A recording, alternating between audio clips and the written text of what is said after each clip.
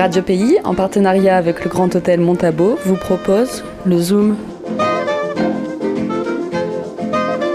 Aujourd'hui, le lac légendaire de Paris-Mé. Bonjour Florian. Je prépare une expédition pour retrouver un lac qui apparaît sur des cartes du XVIIe siècle. On part la semaine prochaine.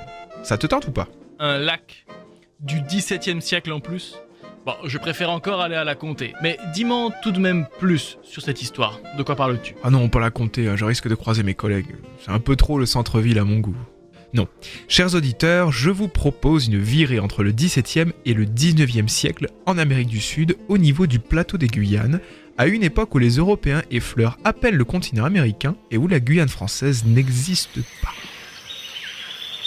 Faisons la rencontre de Walter Raleigh, explorateur anglais qui comptait parmi les premiers Européens à cartographier le plateau des Guyanes. Hello! Et qu'est-ce qu'il est allé chercher là-bas ? La gloire, probablement. Je demande votre pardon?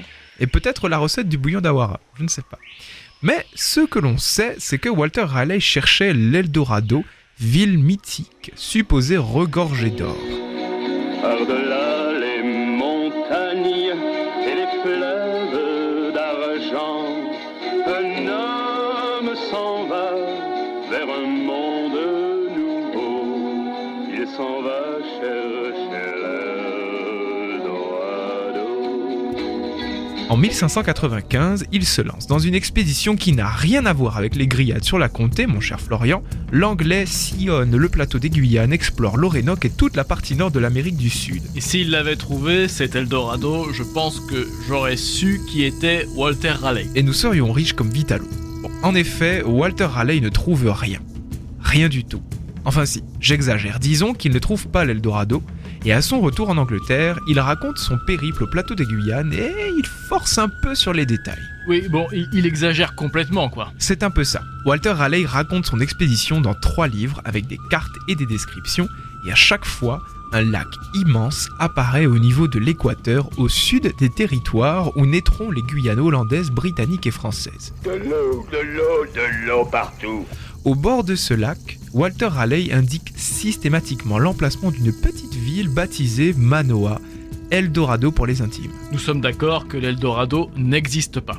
Mais le lac, on a fini par le trouver ? Et qui a dit à Walter Raleigh qu'il y avait un lac d'abord ? Ah, je vois que tu commences à t'intéresser à mon histoire. Toi, tu vas finir par m'accompagner dans mon expédition, je le sens bien. Bon, chers auditeurs, faisons comme si l'esprit de Walter Raleigh était avec nous ce matin, je le laisse répondre. Les Espagnols m'ont affirmé avoir vu Manoa, la cité impériale guyanaise, qu'ils surnomment Eldorado, par sa taille, ses richesses et son excellent emplacement. Elle surpasse toutes les autres villes du monde, tout du moins le monde connu de la nation espagnole. Manoa se trouve au bord d'un lac d'eau salée, mesurant 200 lieues de long comme la mer Caspienne. Les Espagnols, c'est fiable comme source, ça ? Oh, tu sais, moi j'utilise bien Wikipédia pour écrire des chroniques d'histoire, hein. Vraiment ? Bon, passons. Mais t'as raison, hein, sur les Espagnols. C'est mieux d'aller vérifier par soi-même, n'est-ce pas ? Walter Raleigh, sûrement embêté de ce manque d'informations, envoie Lawrence Keymis en Guyane pour enquêter sur toute cette affaire. Lawrence Keymis, lui, a une autre méthode. Il interroge les Amérindiens qui lui expliquent qu'en effet, il se déplace en pirogue aux abords d'un lac immense.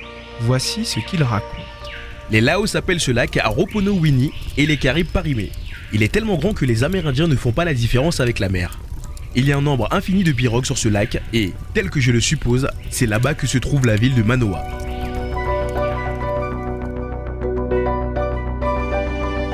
Les Espagnols et maintenant les Amérindiens ? Est-ce que tu penses que c'est plus fiable que Wikipédia, toutes ces sources ? Ah, c'est pas sûr, hein, tu sais, les Européens avaient tendance à entendre ce qu'ils voulaient dans le discours des Amérindiens.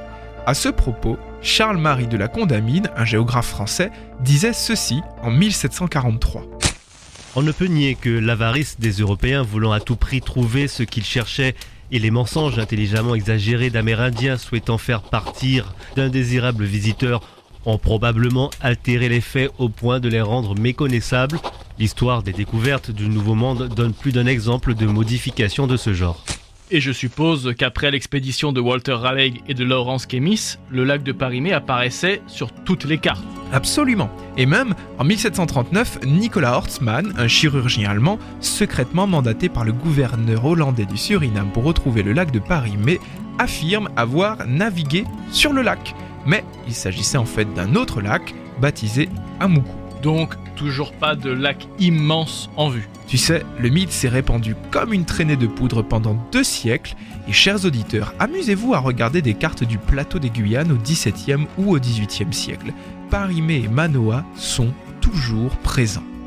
Il faudra attendre le 19e siècle pour que les géographes s'accordent à dire que le lac Parimé n'a jamais existé ou qu'il s'agissait probablement d'une inondation gigantesque et temporaire. Aujourd'hui, on pense même qu'il y a vraiment eu un lac à cet endroit, mais qu'il a dû s'assécher au début du 19e siècle. Ceci dit, il pleut tellement en ce moment que le lac de Parimé risque de renaître sans problème. Ah, il y aurait tout de même un fond de vrai dans tout ça. Et oui, ça veut dire qu'on a une chance de retrouver l'Eldorado. Alors est-ce que tu veux bien m'accompagner dans mon expédition, Florian ? Encore cette histoire d'expédition, tu finiras comme Raymond Maufray. Ah, Raymond Maufray. On en parlera une autre fois dans le Zoom d'ailleurs. En attendant, chers auditeurs, je vous promets que je ne me lancerai pas dans une expédition pour retrouver un lac imaginaire inventé au XVIIe siècle. Jamais de repos, car il existe quelque part Eldorado. Et quant à vous, je vous souhaite un vendredi riche comme l'Eldorado, une imagination débridée comme celle de Walter Raleigh et des horizons infinis comme le gigantesque lac de Paris.